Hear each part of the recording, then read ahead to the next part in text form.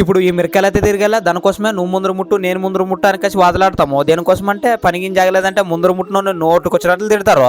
ఆయన ఈ మిరకాయలకైతే నీళ్ళు అయితే వేసుకొచ్చి తరపలతో గుప్పాము. 2 గంటల తర్వాత మరి తిప్పాలి కాబట్టి ఇంకా నా ఫ్రెండ్స్ అయితే దొరుకుని వస్తాం అనేసి కొన్ని చేంతకైతే వచ్చిన వన్ అయితే దొరుకుని వచ్చిన ఇంకోడైతే ఇంకా బండి వేసుకుని అయితే వచ్చాడు. ఇంకా అందరూ లింగులు అంగి అయితే ఉచ్చికేసి ఇంకా రెడీ అయితే ఇప్పుడు నువ్వు ముట్టు నాన్న ముట్టానికేసి వాదలాడతారు. దేనికోసం అంటే ఎవరు ముందు ముట్టినప్పుడు గిన పని గిన సాగలేదంటే వాళ్ళని నోటుకు వచ్చినట్లు తిడతారు. దానికోసమే నువ్వే ముట్టు అనేది ఇంక ఫైనల్ గా అయితే వీడైతే ముట్టుకేసి ఇంక పని అయితే స్టార్ట్ చేసాడు. నేను కూడా ఇంకా అంగదాలు ఉచ్చుకొని ఇంకా రెడీ అయితే నేను కూడా దిగేదే. ఇంకా ఫైనల్ గా అయితే మొత్తం సక్సెస్ఫుల్లీ ఇంకా ఏ ఇబ్బంది లేకున్నట్లు అయితే ఆరేసి ఇడిచాము. ఇంకా మరి ఇంకా తారపాలు కూడా ఇప్పుడు గొప్పకేసి ఇంకా రెడీ అయ్యామే.